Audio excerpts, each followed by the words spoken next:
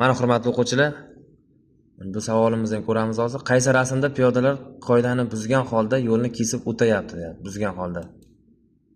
Birinchi rasmimizda buzgani yo'q.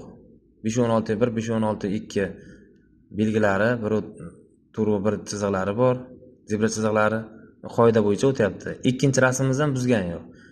Bu ikkinchi rasmimizdagi odamimiz ham 90 gradus ostida, burchak ostida to'g'ri harakatlansa, o'ngga ham, chapga ham anaqa qilmasdan, egilmasdan o'ngga chapga yurmasligi kerak edi. Shunda to'g'ri burchak ostida chapdan avtomobillar yo'qligiga, o'ng tomondan avtomobil transportlari yo'qligiga, ikki tarafdan transportlar bo'lmasa, keyin to'g'ri kesib o'tish kerak.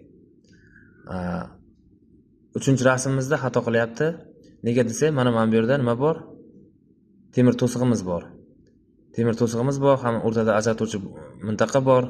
Bulardan o'tib, o'z ajratuvchi mintaqadan o'tishimiz mumkin emas, lekin mana 4-chi savolimizda ham, 4-chi rasmimizda ham ajratuvchi mintaqani alohida joy bilan, zebra chiziqlari bilan, mana bu temir to'siqlarni ajratgan holatda alohida piyodalar o'tish joyi uchun mo'ljallangan yo'l qilib qo'yibdi.